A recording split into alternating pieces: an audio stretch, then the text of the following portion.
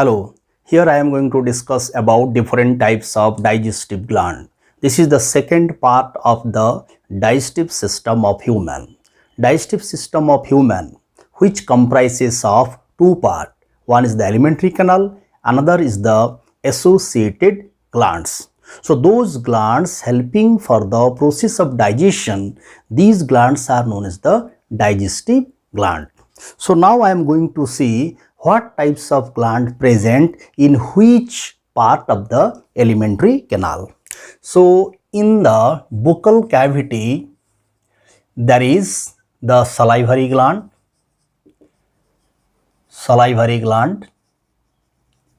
and the buccal cavity which leads into pharynx, there is no gland. Pharynx leads into esophagus, there is no digestive glands. Esophagus leads into stomach. Again, stomach contains the gastric gland, and stomach leads into duodenum. Duodenum contains intestinal gland or Werner's gland. This is the one of the intestinal gland. Then duodenum, which leads into small intestine, and which contains intestinal glands, or which also known as the crypts of Leverkusen. And large intestine, there is no digestive gland, but the large intestine and the pharynx and esophagus, they contains there is the mucous layer, but there is no digestive glands. So first we will discuss about the salivary gland, then after we discuss the gastric gland, the duodenum. The duodenum also, it received the opening of again two glands. One is the liver, the secretion of liver, another the secretion of pancreas. So pancreas, liver and intestinal gland, salivary gland, gastric gland, these are the important glands of the digestive system of human. So first go for the salivary gland. In case of human, salivary gland present not inside the buccal cavity, but the secretion which pours into the buccal cavity. This is important thing. In case of human, the buccal cavity, it received the opening of salivary gland. Human, there is three pairs of salivary gland. One is the parotid gland,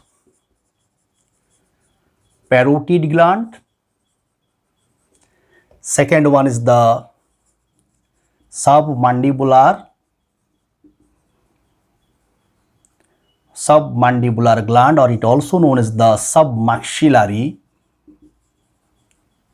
gland, and on either side of the tongue there is the another gland which is known as the sublingual gland. Okay, sublingual gland. So the parotid gland, it present in front of base of the ear. So it present in front of base of ear, and this is the parotid gland. This is the largest salivary gland. And the sublingual gland, this is the smallest salivary gland. So the parotid gland, this is the largest salivary gland which present in front of the ear on either side.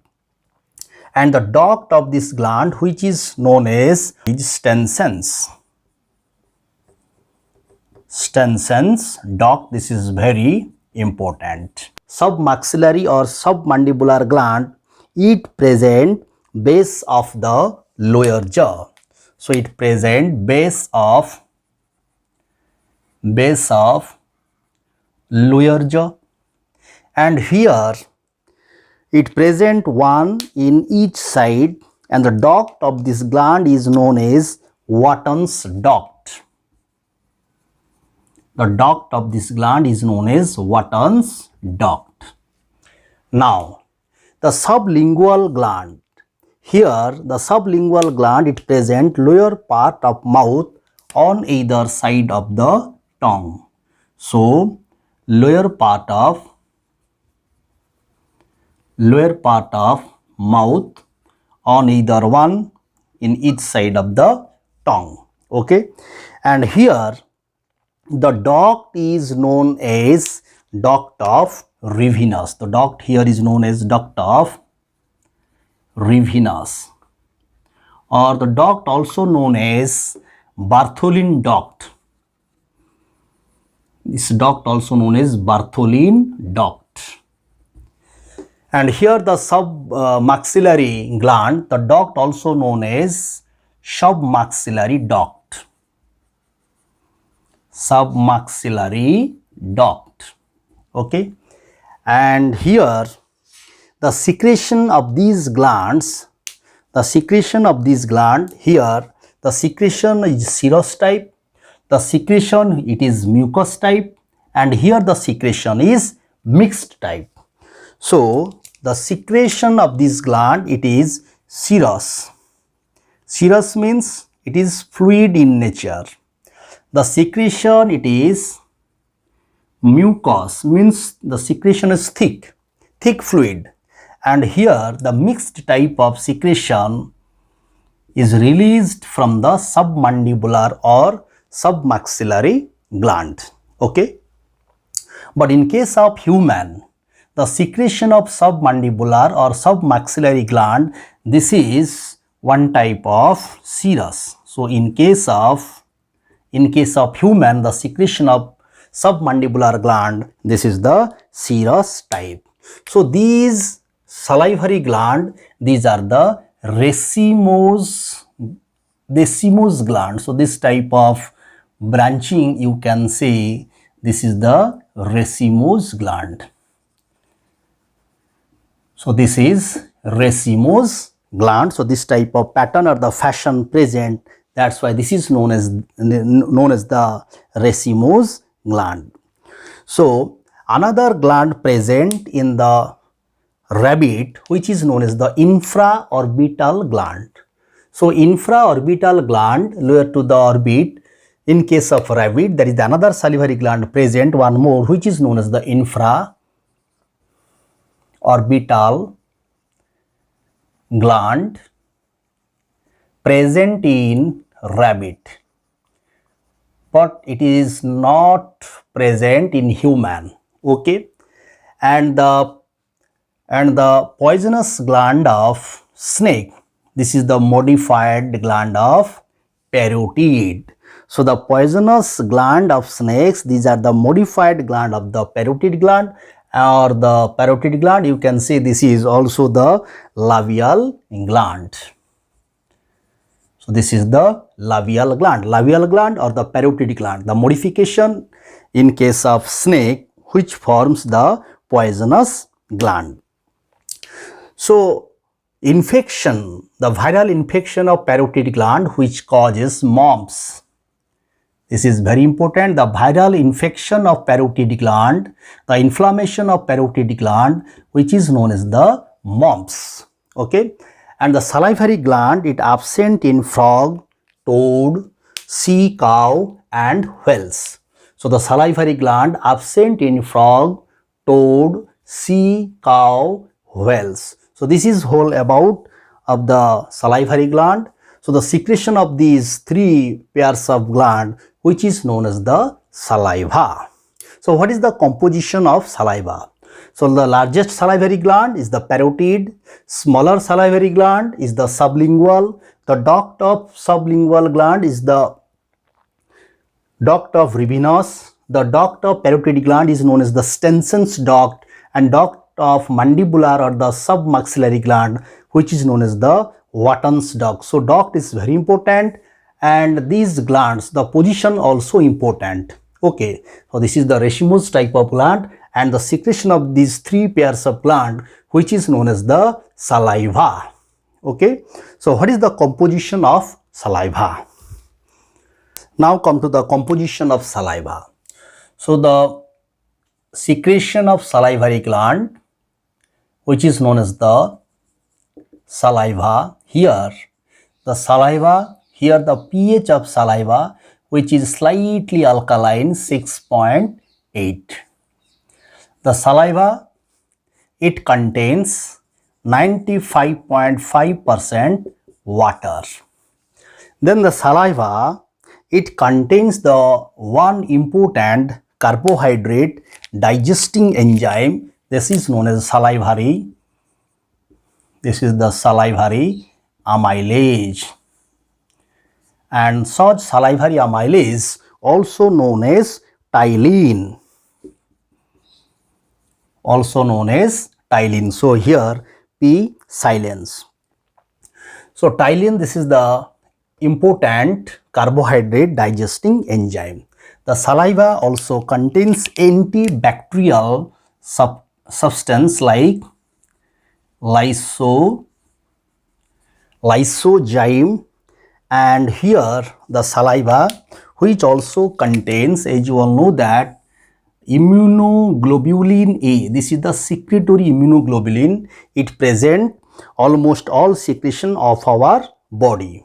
And saliva, which also contains mucus, obviously it contains mucus, the buccal cavity which is lined by the mucus also, and the saliva which also contains potassium bicarbonate, as well as it contains some of the heavy metals like lead, like mercury, and the iodine. So this is the composition of saliva. This, as I told earlier, on the surface or the side of the tongue, there is the another mucous gland, which is known as the Wegener's gland.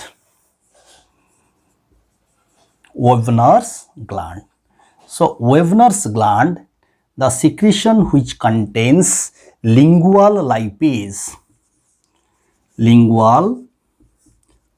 So this is the controversial, the presence of lipase in the secretion of buccal cavity. This is the controversial, but some believe that the Wegener's gland, which presents side of the tongue or the surface of the tongue, the secretion which contains lingual lipase, it helps for the digestion of lipids. So inside the buccal cavity, the first digestion taking place, this is the carbohydrate. So carbohydrate or the starch digestion taking place inside the buccal cavity by the action of salivary amylase, or which is also known as the ptyalin.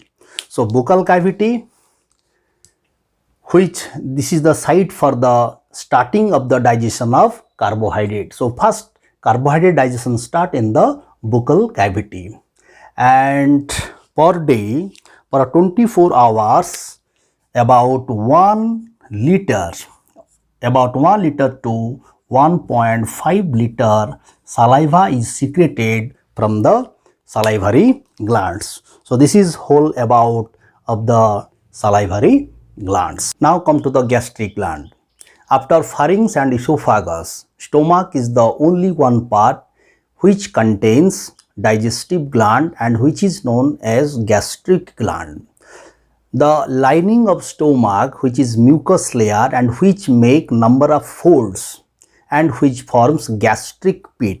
So suppose that this is the stomach, and here suppose that this is the lumen. Here the inner lining, it makes number of folds and which forms gastric pit inside the stomach. So if you take the section, then you find the structure like this. So this is the folding here.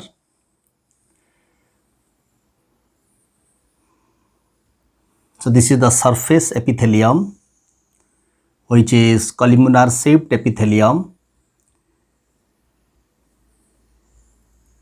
So this is the one of the gastric pit. So this is known as the gastric. This is the gastric pit. So this is the columnar epithelium, which contains mucus. These are the mucus secreting gland. So these are the mucus glands. Okay, and here these are the gastric glands. So wall of stomach, which contains about 35 million number of gastric glands. So these are the gastric gland. So these gastric gland open into the gastric pit. Open into the gastric pit. Here the gastric gland, at the neck of the gastric gland, it contains the cell. It contains the specific cell, and these cells secrete HCl. These cells are oxyntic cells. Oxyntic cells. Okay, so oxyntic cells, it also known as the parietal cell. So this is also known as parietal cell. Now the enzyme secreting cells, these are present at the basal region, of the gastric gland, and these cells are known as zymogen cells or chief cell. These are the zymogen cell, or these are known as chief cell. Chief cell. So this is the structure of the one of the gastric pit or the gastric gland. So gastric pit, it leads into two gastric glands. So these are the tubular glands, and these glands present in the mucus layer of stomach, not submucosal layer. So there is the four layer: mucosa, submucosa, then muscularis, then serosa. So the mucosa layer, which contains these gastric gland. So gastric gland, it contains zymogen cell, which or the chief cell, which secrete, and the present at the base, the basal side of the gastric gland, they secrete the most of the enzymes. And these oxyntic cells, these cells present at the neck of the gastric gland, and they secrete HCl. Okay. Now, on the basis of the presence of these gastric gland in different location of stomach, they are named as such. So now move to the different types of gastric gland. Suppose that this is the stomach, this is the fundic region, then body. So here those glands present in fundic region, these are known as the fundic glands. Fundic glands. So those glands, those digestive gland present in fundic region, these are known as the fundic glands. And those glands present in cardiac region, these are known as the cardiac glands. And those glands present at the pyloric region, these are known as the pyloric gland. Pyloric gland. Okay. So the most of the gland present in fundic regions. So body, there is no special type of gland. So fundic region or the fundic glands, these are several types. The mucus or the goblet, one is the mucus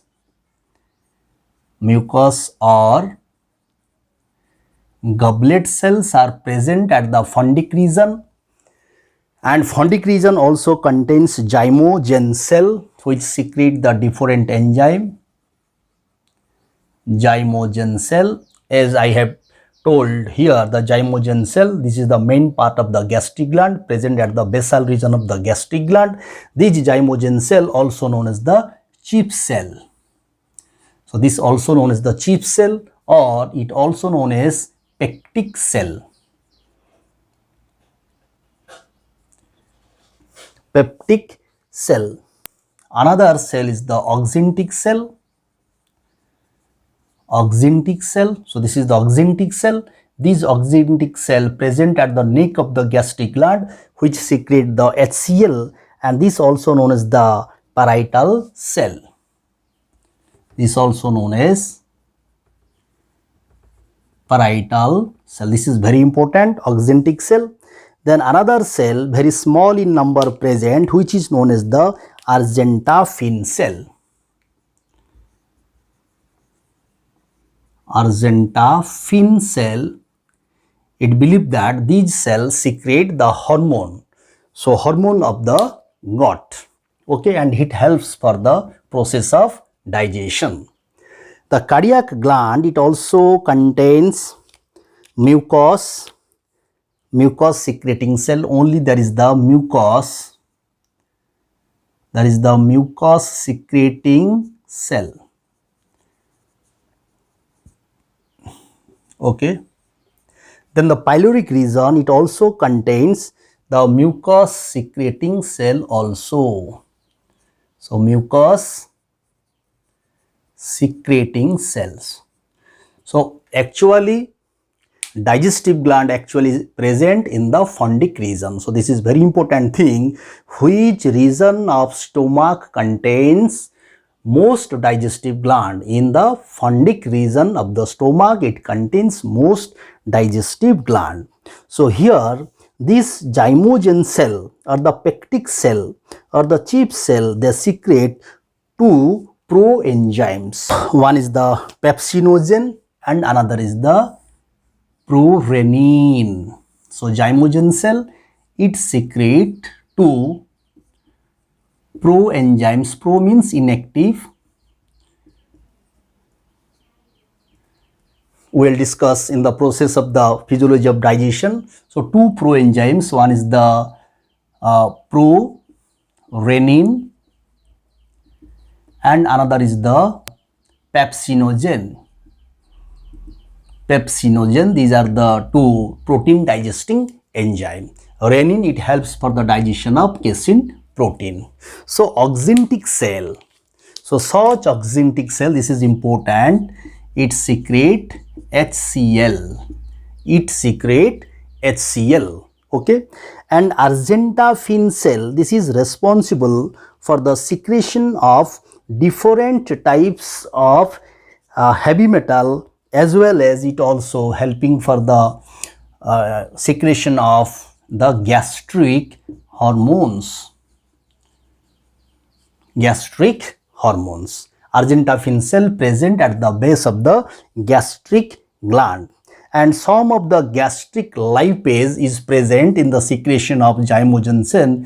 It is believed that gastric lipase, fat digesting enzyme, may present in the secretion of zymogen cell or the chief cell. Now, the pH of gastric juice. So the secretion of these glands and the cardiac glands and the pyloric gland, the secretion of all these glands, which is known as the gastric juice, and the pH of gastric juice, which is about 0.9 to 1.5. Per day, our body secretes 2 to 3 liter of gastric juice per day. So this is the whole about of the gastric gland. So gastric gland, how many number of gastric gland present? About 35 million number of gastric gland present. This gastric gland opens into the folding of mucus, which is known as the gastric pit. Okay, and here the gastric gland, most of the gastric gland present in the fundic region On the basis of the location, they are divided into three types: Purkinje glands, cardiac glands, and the pylori glands. So these are known as the gastric glands. They are classified on the basis of their location. The important thing is that the zymogen cell or the chief cell or the peptic cell, these are very important. They secrete actual protein digesting enzyme, the prorenin and the pepsinogen, and it is believed that it also secrete the gastric lipase, oxyntic cell or the parietal cell, it is very important, which secrete the HCl or hydrochloric acid. Okay, so the stomach, now after the digestion of carbohydrate, inside the stomach there is the presence of protein digesting enzyme. So that's why the protein digestion start inside the stomach, okay. And then these hormones we'll discuss later in a separate session, the hormones of gut. So gut also secretes some of the hormones which regulate the secretion of gastric juice, the secretion of intestinal juice. Also it regulate the peristalsis movement, and it also regulate the secretion of liver and the pancreas. And the pH of gastric juice, which is 0.9 to 1.5, and here this gastric gland, it secrete 2 to 3 liter gastric juice per day. Now move to the another digestive gland, that is the liver. Liver is the largest gland of our body. Liver present upper right side of the abdominal cavity and placed against the lower surface of diaphragm. So let's see here. Suppose that this is your diaphragm. So the lower surface, this is the diaphragm. So the lower surface of the right side, there is the liver. So suppose that this is the liver, and the liver, the upper surface of liver, which placed against the lower surface of diaphragm. So this is the diaphragm and this is the liver. This is the one lobe of the liver and this is another lobe of liver. Okay. So liver, it present upper right side of the abdominal cavity placed against the lower surface of diaphragm. So this is one lobe of liver which is known as the right lobe because it present right side of the body, and this lobe present the left side of the body. So left lobe which is smaller. So this is the left lobe of liver which is small, and this is right lobe of liver which is larger in size. Okay. So now the gallbladder which present posterior side of the right lobe, the gallbladder which present posterior side of the right lobe, and this gallbladder also present below the right lobe. So it means that gallbladder present below the right lobe and posterior side of the right lobe. So this is the right lobe, this is the left lobe. So the right lobe is separated from the left lobe and left lobe separated from the right lobe by the ligament, and this ligament is known as falciform ligament. So suppose that this is the ligament, and here this ligament is known as falciform ligament, right? So falciform ligament, which again at the lower surface attached with the another ligament, this is known as the round ligament, which is known as the round ligament. Round ligament. So important is the falciform ligament. In between right lobe and the left lobe, the ligament or the partition ligament, which is known as the falciform ligament. So liver, which is brown, red brown in color, and this is the largest gland of our body, and the weight about it weighs about 1.6 kg. This is the largest of our body. Now the right lobe, this is the larger lobe, which again divided into 3 lobes, which is divided into 3 lobes. One is the right lobe proper. So right lobe proper, Another is the quadrate lobe.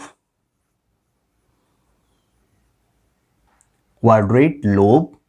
And third one is the caudate lobe. Caudate lobe. So these are not visible in this figure, and it is not important to remember all these things, but you have to remember the right lobe is the larger lobe, left lobe is the smaller lobe, and the gallbladder present at the right lobe, which present posterior surface of the right lobe or below the right lobe. In between right and the left lobe, there is the partition which is known as the falciform ligament. So this is whole about or the introductory part of the liver. Now, this liver which is reddish brown in color, and this liver is composed of, number of, this liver, it is composed of number of hexagonal or the polygonal cells. Hexagonal or the polygonal cells. So suppose that this is the right lobe of liver. This is the right lobe of liver, and this is the left lobe of liver. Now this right lobe of liver and the left lobe of the liver, each lobe of the liver composed of number of polygonal or hexagonal shaped columnar structure, and these structures is known as hepatic lobules. So each lobe of liver composed of polygonal or hexagonal shaped columnar structure, and these are known as hepatic, lobules, L-O-B-U-L-E-S, hepatic lobules. So this is one hepatic lobule, this is one hepatic lobule, this is one hepatic lobule. If you take the section of the hepatic lobule, this is the columnar shaped structure. If you take the section, then you find a sheet of hepatic cells, like the one page of your notebook, okay, and which is known as the hepatic lamella. So this is the columnar shaped structure. So suppose that this is the columnar shaped structure, okay. So at the center of the hepatic lobule, there is the one blood vessels. This is known as the central vein. Next important thing, the covering of the outermost covering or the liver, it is covered by the connective tissue layer. And such connective tissue layer covering or the capsule, which is known as the Gleason's capsule. This is known as Gleason's capsule. This is the Gleason's capsule, this is the Gleason's capsule. This is very important. And such Gleason's capsules also, it form the covering around the hepatic lobules. So these hepatic lobules separated from each other by this partition. That's why these are known as the interlobular septum.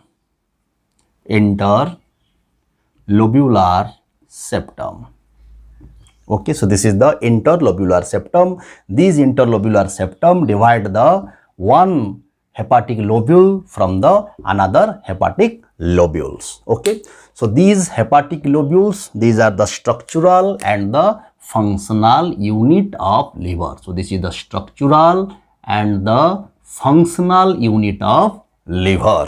Okay, so at the center of these hepatic lobule, there is the central vein. Next, from the central vein, these are the hepatic cells. These are the hepatic cells or the liver cell. These are polygonals in shape. So from the central vein, these hepatic cells radiate from the central vein to the margin or the marginal area. So it form a cord-like structure.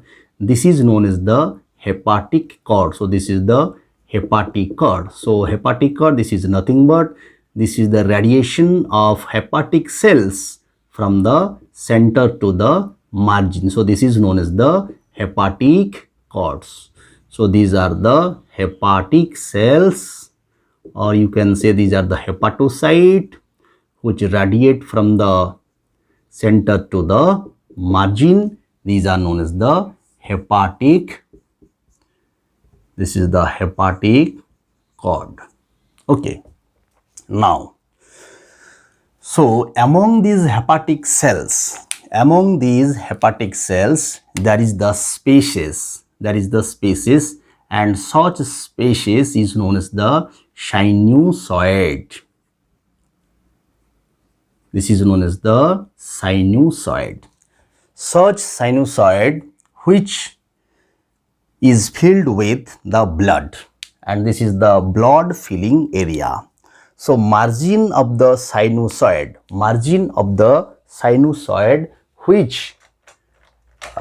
which contains the specific or the special type of cells.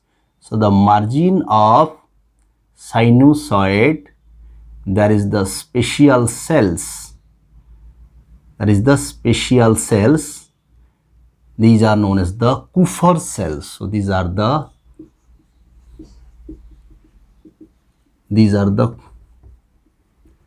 Kupffer cell. So these Kupffer cells are the phagocytic cell. Whatever bacteria or the foreign body entering into liver, these are phagocyzed by such Kupffer cell. These Kupffer cells also known as the stellate cell. These Kupffer cell also known as stellate cell. This is the macrophages. One type of the macrophage means the phagocytic cell. Now, so at the corner of the hepatic lobules, there is the different vessels, or there are the blood vessels, lymphatic vessels. All these things are present here. But at the margin region, there is the portal vein, and the suppose that this is the portal vein. This is one of the portal vein at the margin, and near to the portal vein, suppose that there is the bile duct, another duct. This is the, suppose that bile duct, and another duct near to it present, which is the suppose that hepatic artery. Suppose that this is the hepatic artery. So all these three, portal vein, bile duct and hepatic artery, they present near to each other, or they present in group, which is known as the portal triad. So this is known as the portal triad. So this is known as the portal triad. Liver. So liver, this is the largest gland of our body, and it is divisible into two lobes. One is the right lobe, this is the left lobe. Right lobe, this is the larger lobe. It's separated from the left lobe from the ligamentous structure, and this is known as the falciform ligament. And each lobe of liver, which is composed of a columnar shaped structure, which is known as the hepatic lobules. At the center of the hepatic lobule, there is the central vein, and from the central vein, the hepatic cells radiate from the center to the margin, which form the hepatic cord. Among the hepatic cord, there is the spacious blood filled area, which is known as the sinusoid. Such sinusoid wall, which contains the one of the special type of phagocytic cell, or the macrophages known as the Kupffer cells or the stellate cell. These are the one type of macrophage or the phagocytic cell. And the margin or the corner side of the hepatic lobule, that is the three vessels collectively present always, the portal vein, bile duct and the hepatic artery, and these three vessels collectively known as the portal triad. And the important things, the connective tissue layer on the surface of the liver are around the hepatic lobules, which is known as the Gleason's capsule. So Gleason's capsule actually the outermost capsule of the liver. And the circulation, hepatic circulation, it is not in your syllabus. You will study the hepatic circulation in MBBS classes or in your higher classes. Now come to the function of the liver. So actually you know the liver, it secrete bile, and such bile store inside the gallbladder, So suppose that the gallbladder which present posterior side of the right lobe and the lower side of the right lobe. So suppose that this is the gallbladder. So from gallbladder a cystic duct comes out. So the duct of gallbladder not visible here, it is present posterior side, but I making here on front. Okay, so this is the gallbladder. This is gallbladder, and the duct comes out from the gallbladder. This is known as the cystic duct. This is the cystic duct. This is very important. The duct comes out from the gallbladder, which is known as the cystic duct. Now, let me raise this portion. This is the left lobe and this is the right lobe. So the duct which carry the bile from the left lobe, this is known as the left hepatic duct. So this is, suppose that this is the duct which carry the bile from the left lobe. This is known as the left hepatic duct. And like that, another duct comes from the right lobe. It carry the bile from the, it collect the bile from the right lobe, and this is known as the right hepatic duct. So this is the right hepatic duct. So this right hepatic duct and the left hepatic duct, they fuse to each other, join to each other, and it forms common hepatic duct. Okay. So the left hepatic duct drain the bile from the left side, and right hepatic duct drain the bile from the right side. Both fuse to each other, it forms common hepatic duct. Now, this common hepatic duct receive the opening of cystic duct. So the cystic duct, it opens into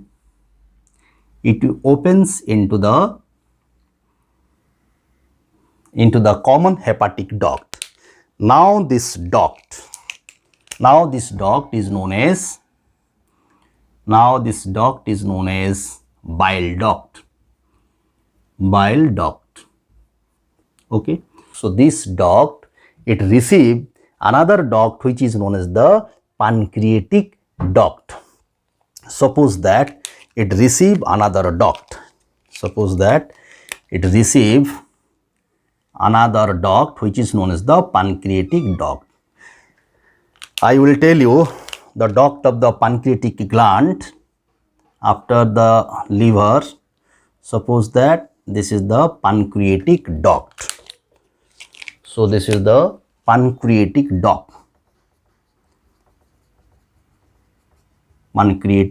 Now, so pancreatic duct, it opens into the common bile duct. Now this common bile duct named as hepatopancreatic duct. So this duct is known as hepatopancreatic duct. Hepatopancreatic duct. So this duct system is very important. The cystic duct, the duct which comes out from the gallbladder, known as the cystic duct. The gallbladder, it stores the bile, not secrete the bile, important thing. The left hepatic duct, right hepatic duct, when it fuse to each other, it forms the common hepatic duct. When the common hepatic duct receive the opening of the cystic duct, now it is known as the bile duct. Now the bile duct at the loop of the duodenum, which receive the opening of pancreatic duct, now the duct is known as the hepatopancreatic duct. Now this hepatopancreatic duct dilates into a ampulla, which is known as the ampulla of Vater. Then the ampulla of Vater, which opens into the duodenum, and there is the sphincter, which is known as the sphincter of Oddi. I will tell in the next part of the pancreatic gland. So now come to the function of liver. Liver is known as the laboratory of our body, and this is the largest gland of our body. Liver, which performs different function. Different means more than 500 number of functions performing by the liver. But here I will tell some of the important function of the liver. Liver secrete the angiotensinogen, which we will discuss in the excretory system. Liver secrete different types of blood factor. Liver secretes different types of complementary factor or the complementary protein, which is the part of the serum protein. So liver, it performing different function. It secretes bile. Then liver, it has the important function at the time of carbohydrate metabolism.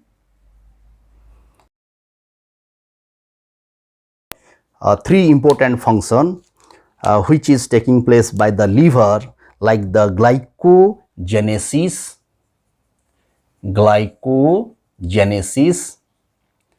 then another is the glycogenolysis. Can you tell me what are the meaning of these words? Or gluconeogenesis. So these are the three important terms you have to remember throughout your life. So glycogenesis means this is the synthesis of glycogen from glucose. So the glycogen synthesis occur from the glucose. So glucose convert into glycogen. Suppose that in presence of insulin hormone, suppose that by the action of insulin, the glucose convert into glycogen, and such glycogen store into liver. Okay, so this process is known as the glycogenesis, and the reverse is the glycogenolysis. Lysis means breakdown. So the breakdown of glycogen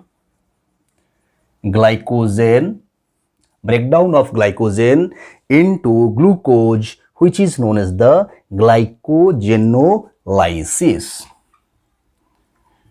So here there is the another hormone which helps for the process glycogenolysis. This hormone is known as the glucagon. Another term, important term, this is the gluconeogenesis. Genesis means synthesis. So here the synthesis of glucose or synthesis of glycogen. These are the carbohydrate matter. Okay, so the synthesis of glucose or synthesis of carbohydrate from the non-carbohydrate matter, from the non-carbohydrate matter, like suppose that lipids or protein. Suppose that proteins and lipids. So if protein or the lipids convert into glycogen or glucose, then this process is known as the gluconeogenesis. So these are the three important words you have to remember today. So glycogenesis glycogenolysis, gluconeogenesis. Okay. Now another important function of the liver, which is the lipogenesis. So lipid synthesized inside the liver, and this process is known as the lipogenesis. It involved in the process of the deamination,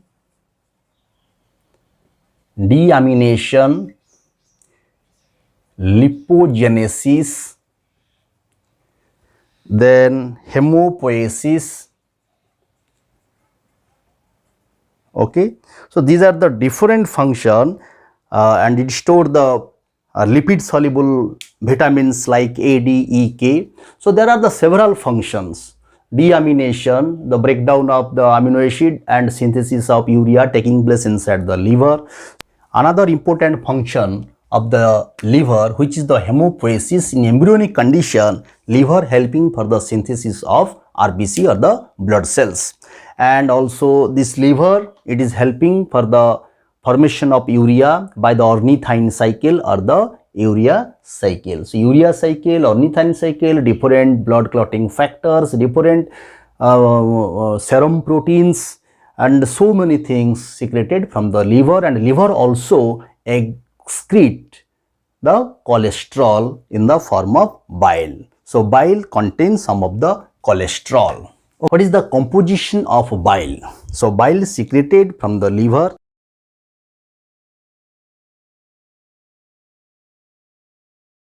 Bile, it contains two pigments and some salts. So what are the pigments present in bile? One is the bilirubin.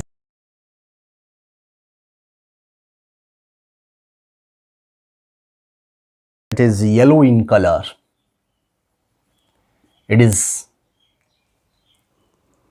It contains bilirubin. This is yellow in color.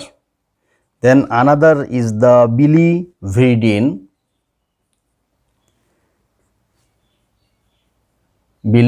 This is green in color. So in case of jaundice, the pigment found in the blood, the yellow pigment, and the fecal matter of your body, which is yellow in color because of the presence of bilirubin.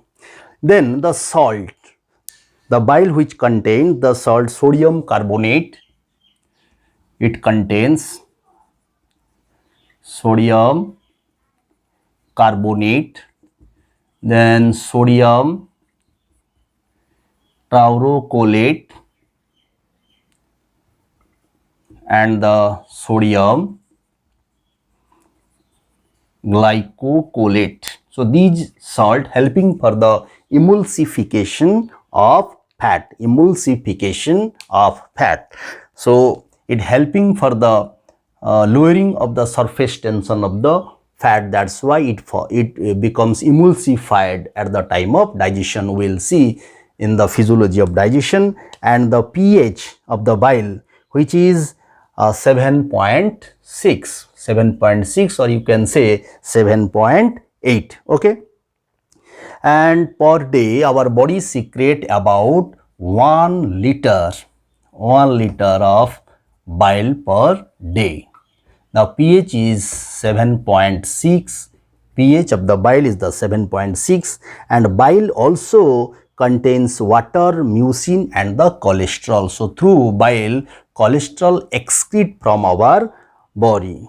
Okay, and it helping for the absorption of the fat soluble vitamin A, D, E, K. It helps for the emulsification of fat at the time of digestion of fat, and such bile also helping to prevent the petrification of the food or the rottening of the food inside our body. Okay, so this is the very important thing. The bile, it contains the salt, sodium carbonate, sodium taurochlorate, and the sodium glycochlorate.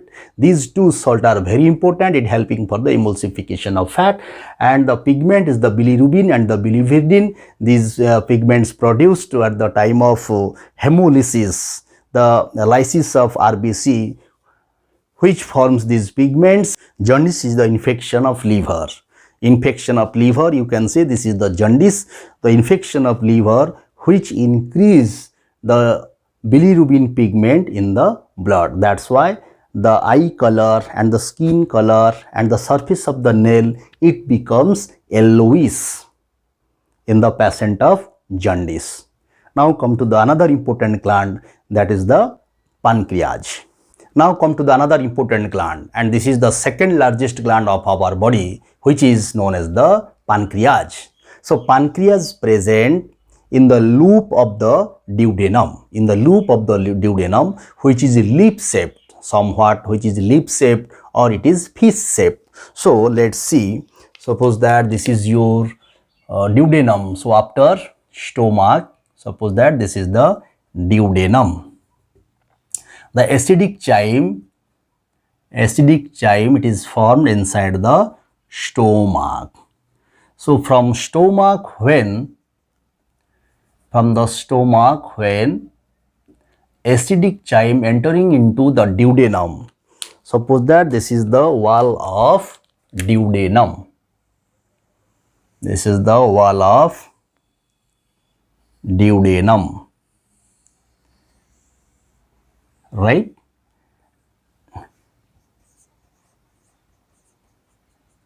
This is the duodenum, and here this is the loop of duodenum, which is C-shaped, and this is the 25 cm in length. So this duodenum, it receives the opening of pancreatic gland. So pancreatic gland, this is the diffused gland. This is the diffused gland, and it is present in the loop of the duodenum, which is lip shaped, or you can say this is the fish shape, which is divided into three parts. So this portion is the tail region, this is the base region, and this part is known as the body. So the length is 12 to 15 cm and width is 2.5 cm, and it weighs about 60 to 80 gram. Okay, and now the pancreas, it has the two duct, one duct. So this duct is known as the larger duct of the pancreas, or this is the main duct. It collect the secretion of pancreatic glands, and this duct, this is the main duct. Okay, and this main duct not directly open into the duodenum. First, this main duct, it also receive the duct. This is the bile duct, as I told earlier. So this is the, suppose that this is the bile duct. So it comes from posterior surface of the duodenum. So there is, suppose that this is your liver.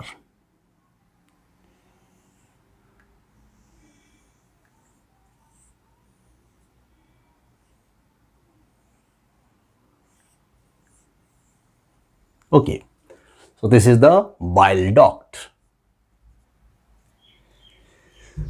So this main duct, it received the bile duct, and this main duct, which is known as Wirsing duct, W-I-R-S-U-N-G, this is known as the Wirsing duct. So the main pancreatic duct, which is known as Wirsing, W-I-R-S-U-N-G, very important, this is the main duct of the pancreas. It received the bile duct, then here it dilates into a ampulla, and this ampulla is known as ampulla of Vater. So this is known as ampulla of Vater. This is the ampulla of Vater. Now this ampulla of Vater, it opens into the opens into duodenum, opens into duodenum. So the opening of hepatopancreatic duct. So bile duct, when it fused with the pancreatic duct or the Wirsung duct, it formed the hepatopancreatic duct, and this ampulla also known as the hepatopancreatic ampulla. This also known as hepatopancreatic ampulla. Now this hepatopancreatic ampulla open into the duodenum, and here this opening also provided with the muscle sphincter, and the sphincter is known as the sphincter of Oddi. So this is known as the sphincter. This is the sphincter of Oddi, not from Orissa. So this is known as the sphincter of Oddi. Now the sphincter of Oddi, which contains the Weiden muscle. It contains Weiden muscle. So these muscles, it helping for the closing and opening of the hepatopancreatic duct. Okay, the opening of hepatopancreatic duct. It is regulated by the Weiden muscles. So up to this, clear everyone? So this is the ampulla of Vater, which open into the duodenum, lumen of the duodenum, and the opening, that is the sphincter, is known as the sphincter of Oddi, and the sphincter of Oddi, it contains the muscle. The muscle is known as the Weiden muscle. Okay, another important thing. So the pancreas, it has another accessory duct, and this accessory duct directly open into duodenum, and this accessory duct, which is known as the Santorini. So this is the accessory pancreatic duct, which is known as the Santorini. So this is very important. This is the accessory pancreatic duct, which is known as the Santorini, Santorini. So up to this, everyone clear? So this is the diffused organ. If margin are not prominent, then you can say this is the diffused organ. So both the organ, liver and the pancreas, both the glands, these are endodermal in origin. Both the glands endodermal in origin. So this pancreas, this is the heterogeneous gland or the mixed type of gland. So this is heterogeneous, or it is known as the mixed gland. Means it acts as both endocrine gland and exocrine gland. The secretion of the pancreas, which is known as the pancreatic juice, and the pH of pancreatic juice, which is 7.8. The secretion of pancreatic juice, and here the pH is the alkaline, which is 7.8. Okay, so now come to the TS of the pancreas. If you take the section, then you find the pancreatic gland, it is composed of number of lobules. So each lobule composed of these acinar cells. So these are known as the acinar cell. Okay, and these acinar cell secrete pancreatic juice. So this is the one lobules of the pancreas, and this is another lobule also here. So this is another lobule. So these lobule held together by connective tissue. So this is another lobule here. So here these lobules, these are the exocrine part of the pancreas. These are the exocrine part of the pancreas. They mainly secrete the pancreatic juice. So the pancreatic juice, which is known as the complete digestive juice. The pancreatic juice also known as the complete digestive juice. Now, among these pancreatic lobules, there is the connective tissue mass. So this is the connective tissue mass, and these are known as the acinar cell, or these are the lobules. Lobules, or in plural known as the acini. So these are known as the lobules or acini, and the individual cell is known as the acinar cell. So these are the acinar cell. Acinar cell. So these are the exocrine part of the pancreatic gland. Now, among these lobules, there is the scattered mass of cells. And these scattered mass of cell known as islets of Langerhans. So these are known as islets of Langerhans. So this is the scattered mass of cell present among the lobules of the pancreas, and these are known as the islets of Langerhans after the discoverer. So this is known as the islets of Langerhans. So these islets of Langerhans, these cell which act as the endocrine part. So now these islets of Langerhans, it is composed of so many types of cell. So some alpha cells are present. Alpha cells, they secrete the glucagon. The beta cell, they secrete the insulin. And the delta cell, which secrete the somatostatin.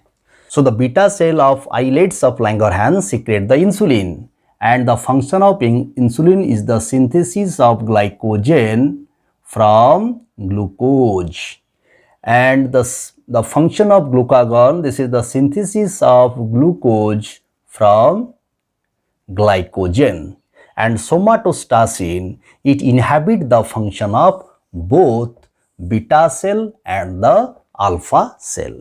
So this is the whole about of the pancreatic glands. And now come to the composition of the pancreatic juice. And pancreatic juice, it is believed that this is the complete digestive juice. The pancreatic juice, it contains 3 proenzymes.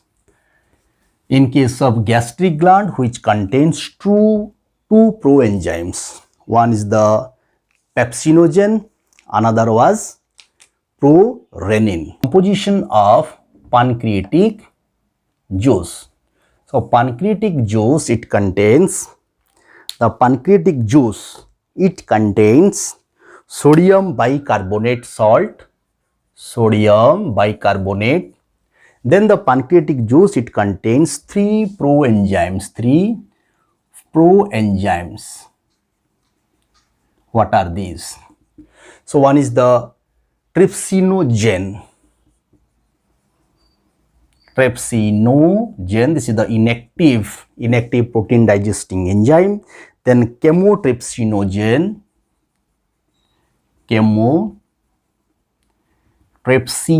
This is another inactive enzyme, chymotrypsinogen. Then third one is the procarboxypeptidase.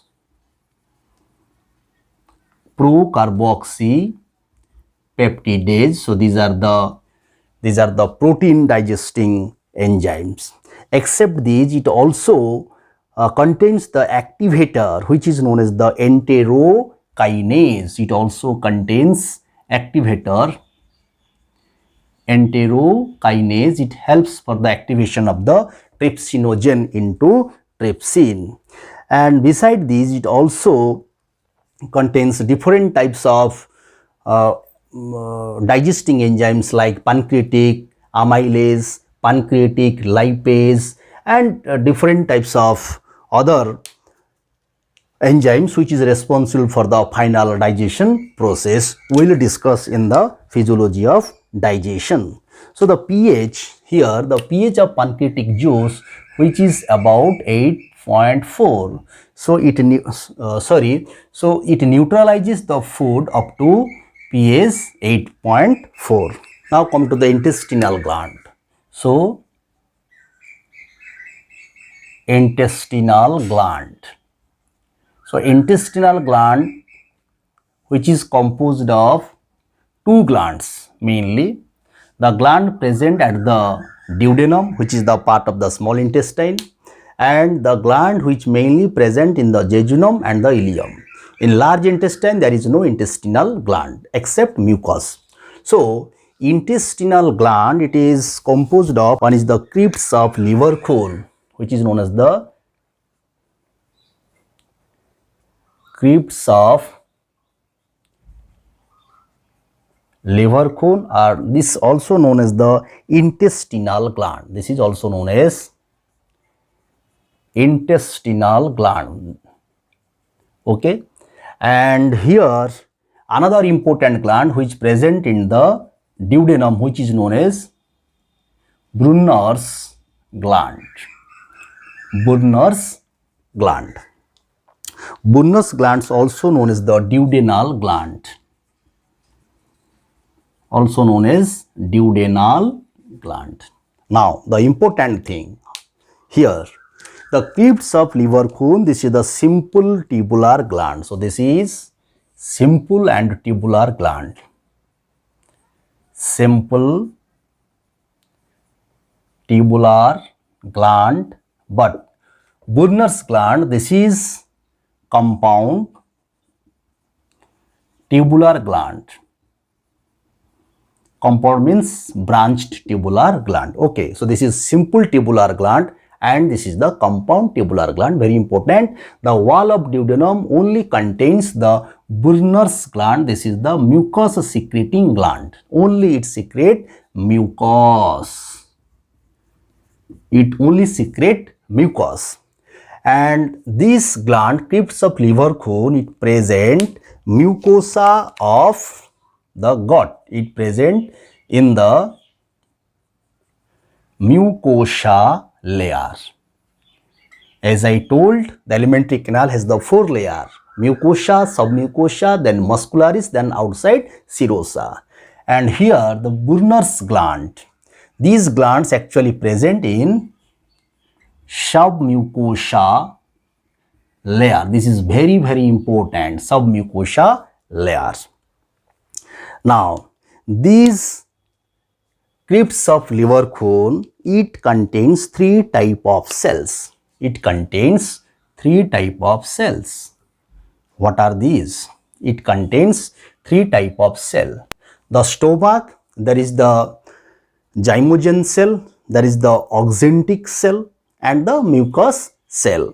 And argentaphin cell, very less number present in stomach wall. But here argentaphin cell, the number is more, and beside these other mucous cell and the panith or the zymogen cell also present.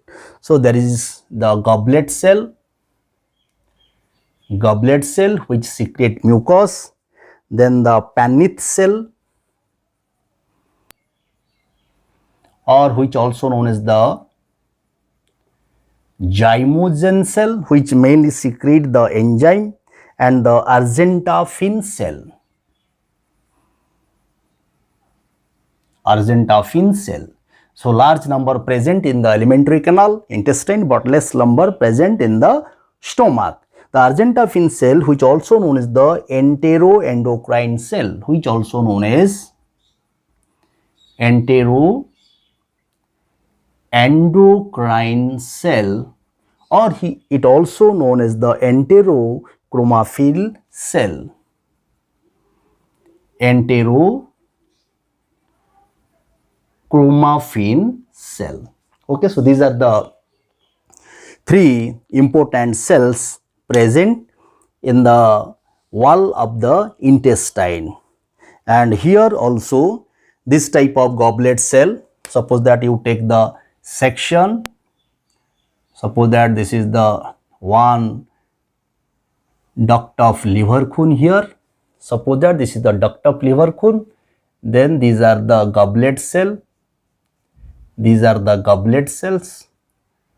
So these are the goblet cell present at the neck region of the gland or the surface of the glands. So these glands is known as the crypts of Leverkuhn, and this portion present in the mucosa layer. Then after, so at the basal region there is the zymogen cell or the argentaphin cell. So suppose that these are the zymogen cell. So these are the zymogen cell, or some are the argentaphin cell. But at the submucosal layer, there is the Brunner's gland. So suppose that this is the Brunner's gland. So in submucosal layer, this is the Brunner's gland. So this is the Brunner's gland present in the submucosal layer. This is the compound tubular gland which open into the lumen of the crypts of Leverkuhn or the intestinal gland, and it secrete the mucus. So actually Brunner's gland present in the duodenum. Why it present in duodenum? Because when the acidic chyme entering into the duodenum, this acidic chyme may harm the wall of the duodenum. So that's why the secretion of the thick secretion of the mucus, it protect the duodenal wall from the harmful. So it protect the duodenal wall from the corrosive nature of the acid or the acidic chyme. Okay, when it mix with the pancreatic juice, then it becomes alkaline. So before the receiving of the pancreatic juice, this acidic chyme was more acidic. That's why it may harm the wall of the duodenum. So the secretion of Brunner's gland, it protect the wall of duodenum from the corrosive nature of the acid. So this is whole about of the intestinal gland, and here the secretion of intestinal gland, which is known as the intestinal juice. So mainly intestinal juice or the enzyme secreted from the zymogen cell, and the secretion of all these glands is known as the succus entericus.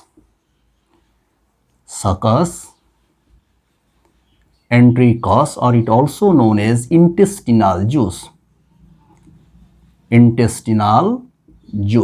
Okay, so the secretion of intestinal gland, this is known as the succus entericus or the intestinal juice. It contains several enzymes like maltase, isomaltase, sucrase, lactase, limit dextrinase, dipeptidase. So it contains the final enzyme which completely digest the partial digested food. Okay, so this is whole about of the intestinal gland, and such type of Brunner's gland which absent in the jejunum and the ileum, and here the argentaphin cell which secrete different types of heavy metal, as well as it helping for the secretion of different types of hormone or the activator from the wall of intestine, which helping or which regulate the peristalsis process, which also regulate the secretion of the pancreas and the liver. We will discuss another session regarding the gut hormone.